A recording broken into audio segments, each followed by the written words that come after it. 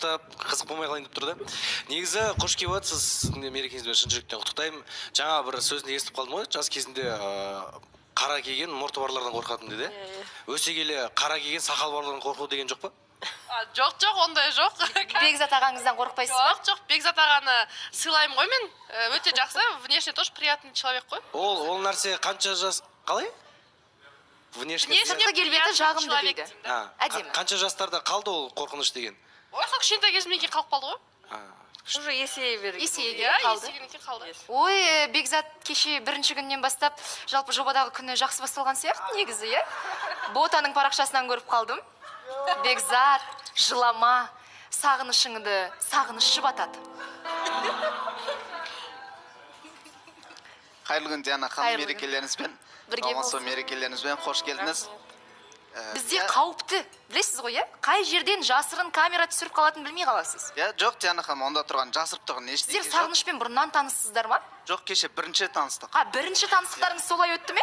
Жоқ, Диана ханым, ол жерде бота түсірген видео, ол өтірік демеймін, ол рас, просто оны басқалай бота жөндеп салғанда, бір ортасында бір бәле бар, одан кейін деп, ал негізінде кәдімгідей танысып, просто сөйлесіп отқанбыз, енді танысып.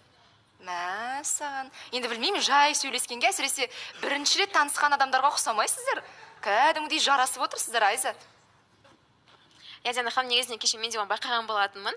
Бір-бірінің қасынан шықпай, бір әңгімелері прям сонша жарасты, то что деген долго сидели и на разные темы, екеуі де мәз. Мен ойлап қойдым, мүмкін бір ұшқын пайда болған шығар дегенде бір ой пайда. Және мен байқадым, сіздің сол жағыңыздағы бір жігіт те, иә? Жай жүрмеді. Ол қайда өзі? Диана ханым, ақтөре ма білмеймін. Кеше не істеп жүрген мен де өзім түсінбедім, және де қазір шығып кетті ғой.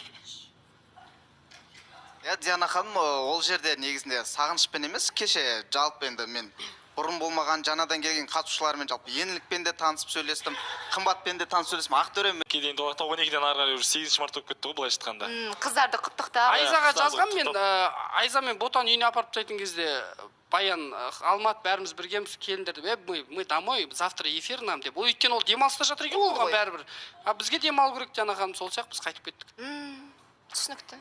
Диана ханым, кеше негізінде біз қайтқаннан кейін Баян, Алмат, Сұлтан өздері караокеге кеткен екен жалғастыру үшін, және де бізде бару керек едік, бірақ деген бара алмай қалдыңыздар ма? Ұят болады, ұйықтайық, үйге барып демалайық, эфир ғой дегенде ой пайда болды да. Сол үшін біз кетіп қалдық, бірақ деген шақырған болатын келдің. Сен сөйтіп ойладың ба негізі? Ұят болады, бармай қояйық деп, ертең эфир ғой деп.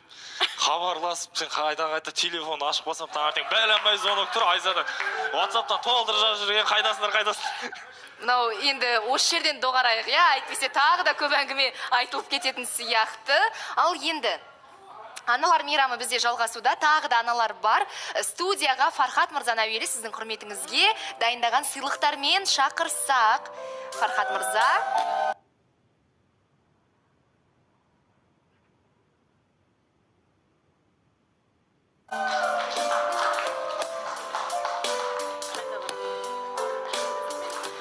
Бұл біріншіден сізге ерекше сыйлық, әрдайым құлпырып, жайнап, гүлдей жарқырап жүре беріңіз, аман болыңыз, өзіңізді күтуді ұмытпаңыз, иә? 100 жасаңыз, және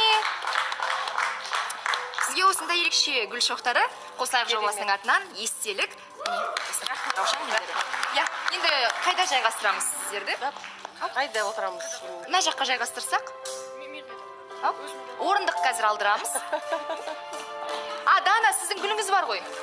Менің гүлім, ойбай менің гүлім. Аманда сізге.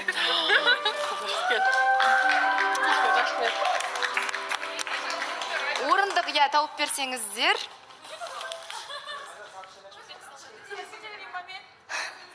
Айшанарға шығып кетсе, есіктен мен кеттім. Негізі, жігіттеріміз тұру керек еді тәртіп бойынша. Ерхан, ертең көрсеміз ғой. Ал біз эфирді жалғастырамыз, және ол үшін тағы да бір жанның анасы, ақ жаулықты анасы студияға келіп қалды. Қарсы алыңыздар, студиямыздың төрінде қонағымыз.